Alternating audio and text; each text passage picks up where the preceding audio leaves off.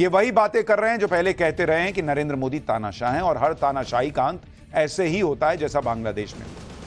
ये लोग सपने देख रहे हैं कि जैसा बांग्लादेश में हुआ वैसा ही शायद काश भारत में हो जाए, लेकिन ये देश को जलाने और अराजकता में डालने वाली सोच है।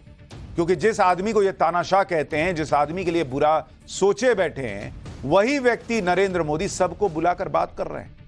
सारे सवालों के जवाब दे रही है सरकार, सबको पूरे हालात बता रहे हैं। तानाशाह होते तो ऐसा करते।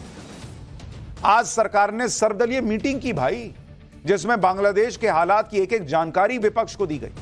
यह बताया गया कि सरकार का स्टैंड क्या है, यह बताया गया कि अभी की स्थिति में सरकार कर क्या रही है।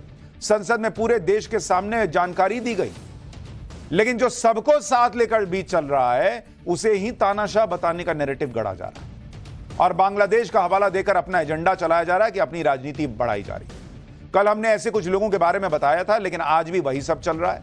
बांग्लादेश में जो कुछ भी हो रहा है उसे लेकर इंडी गठबंधन के नेता भारत में मोदी सरकार से जोड़ रहे हैं और इस बात का डर दिखा रहे हैं कि भारत में भी लोगों के सब्र का ऐसे ही बांध टूट सकता है।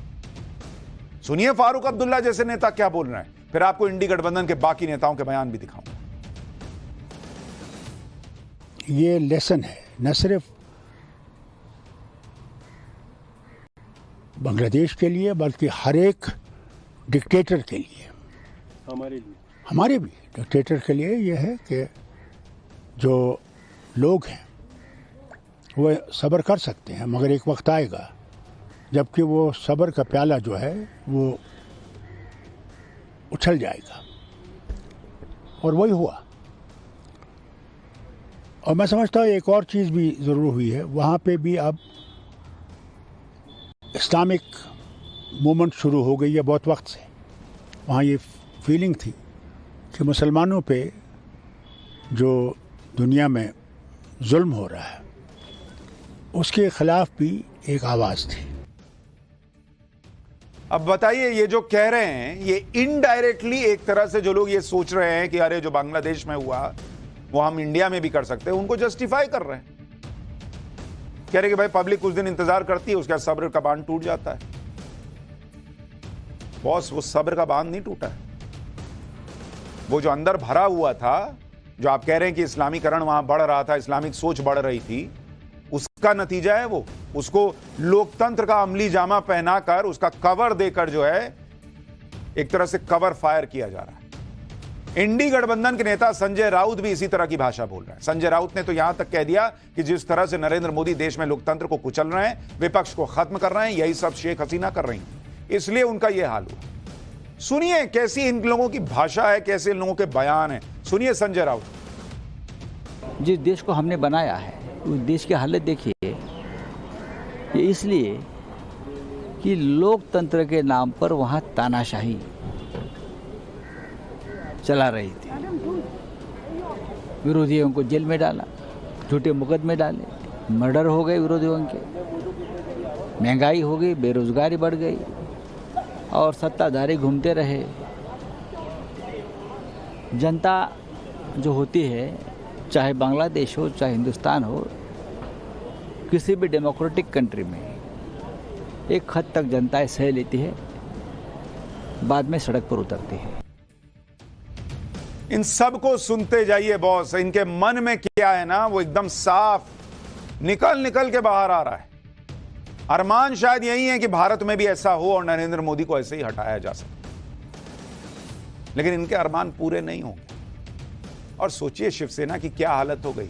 इंडी अलायंस में कोई नहीं बोल रहा, वो समझ में आता। शिवसेना, बाला साहब ठाकरे की पार्टी, वो भी हिंदुओं के लिए आंसू नहीं बहा रही कि बांग्लादेश में हिंदुओं के साथ क्या हो रहा है। कह रहे वहां तानाशाही थी, पब्लिक जो कर रही है वो सही कर रही है। सोचिए, शिवसेना ये नहीं कह पा रही कि वहां हिंदू मंदिर टारगेट हो रहे। आप ये देखिए कि बांग्लादेश के हालात पर हमारे देश में किस तरह की राजनीति चल रही है। एक तरफ मोदी सरकार जो बांग्लादेश के मुद्दे पर फुल एक्टिव है, विपक्ष को भी भरोसे में लेकर चल रहे हैं, लेकिन दूसरी तरफ इंडी गठबंधन है जो बांग्लादेश में हुए तख्तापलट में अपना सुनहरा भविष्य तलाश रहा है। इंडी गठबंधन के नेताओं का बयान सुनकर ऐसा लग रहा है कि जैसे वो यही चाहते हैं कि जो बांग्लादेश में हुआ उसका रिपीट टेलीकास्ट भारत में हो जाए। जैसे बांग्लादेश की प्रधानमंत्री को देश छोड़कर भागना पड़ा, वैसा हाल नरेंद्र मोदी का हो जाए। भाई जिस देश में हाय हाय मोदी मर जा मोदी के नारे लग सकते हैं। वो लोग नरेंद्र मोदी के खिलाफ जाने के लिए कोई सीमा थोड़ी तय किए बैठे हैं, जो हो जाए बस मुक्ति मिल जाए, क्योंकि चुनाव में हरा नहीं पा रहे। आप पंजाब के मुख्यमंत्री भगवंत मान को सुनिए, वो केजरीवाल को जेल में डाले जाने के मुद्दे को जनता पर जुल्म से जोड़ रहे हैं और एक तरह से चेतावनी दे रहे हैं कि जब जुल्म बढ़ जाता है तो बांग्लादेश जैसा हाल हो जाता है। एक बार सुनिए भगवंत मान और संजय सिंह क्या कह रहे हैं। जो तुम ज्यादा तानाशाही करोगे लोगों ते तो लोगों का देखो, लोग ने चुप रहन 5 साल,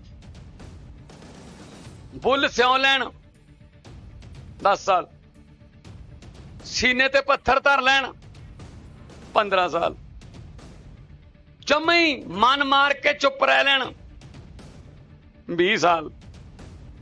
पर 20 साल बाद फिर जो लोग उठते ने ना, जो लोग जागते ने, फिर कल देखे ही होना बांग्लादेश च 20 साल बाद उठे ने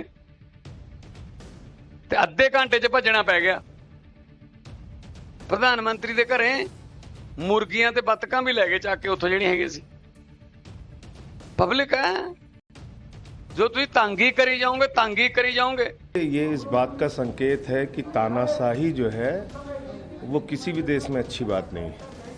वहाँ भी इसी तरीके से विपक्ष के लोगों को पकड़ पकड़ के जेल में डाला गया। जो मुद्दा है वो इस वक्त आरक्षण के मुद्दे को एक हवा दी गई वहाँ, और एक गृह युद्ध की स्थिति पैदा हो गई। जो चुनाव हुआ था वहाँ आपने देखा ही था कि कैसे चुनाव हुआ था, सारे विपक्ष ने बायकॉट किया था। तो मुझे लगता है ये एक सबक है पूरी दुनिया के लिए कि ऐसे जो शासन है वो ज़्यादा लंबे चलते नहीं। बांग्लादेश के बहाने इंडी गठबंधन नरेंद्र मोदी के खिलाफ खुलकर एजेंडा चला रहा है और उन्हें तानाशाह बताने में लगा है, और एक तरह से पब्लिक के दिमाग में यह सेट किया जा रहा है कि बांग्लादेश में जो ये दंगाई हैं वो बेचारे प्रताड़ित लोग हैं जो ये सब कर रहे हैं। समाजवादी पार्टी के नेता आईपी सिंह ने ट्वीट करके कहा कि जब देश की जनता चल पड़ेगी नई दिल्ली के लोक कल्याण मार्ग तक, तब कौन रोकेगा। देख रहे हैं लोगों की भाषा, देखिए। यह 100% सच है कि 2024 में तानाशाही के बल पर चुनाव आयोग को मुट्ठी में लेकर सत्ता को हथिया लिया गया। अन्य राज्यों के साथ यूपी में 11 सीटों पर परिणाम बदल दिए गए क्योंकि ईसी में उनका मुख्य चुनाव आयुक्त बैठा। देश में बेरोजगार और युवा लोकतांत्रिक क्रांति की ओर बढ़ रहे हैं। सबके अरमान देखते जाइए, देश में आग लग जाए इनको फर्क नहीं पड़ता, ये सब पिन मार रहे हैं। इसी तरह से कांग्रेस नेता रागिनी नायक ने भी सोशल मीडिया पर पीएम मोदी और शेख हसीना की तस्वीर शेयर की और लिखा कि बच के रहना रे बाबा, बच के रहना। अब मोदी जी को कहें तो क्या कहें। नरेंद्र मोदी से इंडी गठबंधन की नफरत का लेवल यही है कि जब भी पूरी दुनिया में कोई बड़ी घटना होती है तो इंडी गठबंधन उसे नरेंद्र मोदी से जोड़ देता है। ऐसा करते हुए ना तो वो भारत की विदेश नीति का कोई ख्याल रखता है, ना ही भारत के हितों की कोई चिंता रहे। जैसे रूस में जब पुतिन फिर से राष्ट्रपति बने तो भारत में इंडी गठबंधन ने कहना शुरू कर दिया कि देश में यह आखिरी चुनाव, नरेंद्र मोदी जीते तो देश में बीजेपी उत्तर कोरिया और रूस का तानाशाह मॉडल लागू कर देगी। नरेंद्र मोदी को घेरने के चक्कर में इंडी गठबंधन के नेता कल से बांग्लादेश की चुनी हुई प्रधानमंत्री को तानाशाह और तख्ता पलट करने वाली भीड़ को क्रांतिकारी बता रहे हैं। इंडी गठबंधन के नेताओं ने यह माहौल बना दिया कि जैसे आंदोलनकारियों की भीड़ ने बांग्लादेश की सरकार पलट दी, वैसे ही भीड़ भारत में मोदी की कुर्सी छीन सकती। मोदी विरोध में इंडी गठबंधन के नेता इस तरह डूब चुके हैं कि उन्हें आंदोलनकारी और अराजक तत्वों में कोई अंतर नजर नहीं आता। इंडी गठबंधन के नेता एक तरह से हिंसक प्रदर्शन के दम पर किसी सरकार को उखाड़ फेंकने को जायज बता रहे हैं, जबकि किसी भी लोकतंत्र में इस तरह के प्रदर्शन को जायज नहीं ठहराया जा सकता। आंदोलन के दम पर सरकारें पहले भी गिर चुकी हैं, लेकिन उसका रास्ता लोकतांत्रिक रहा है। इस तरह से अगर किसी प्रधानमंत्री को अपने देश से भागने के लिए मजबूर कर दिया जाए तो इस तरीके को लोकतांत्रिक नहीं कहा जा सकता।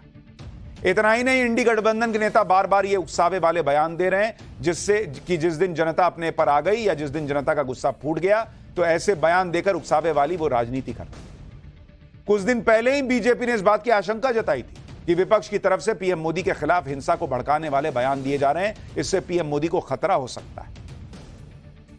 एक तरफ इंडी गठबंधन बांग्लादेश के बहाने मोदी को तानाशाह बताने में लगा है, दूसरी तरफ पीएम मोदी बांग्लादेश के मुद्दे पर विपक्ष को भरोसे में लेकर चल रहे हैं। आप देखिए बांग्लादेश पर मोदी सरकार कैसे एक्टिव है।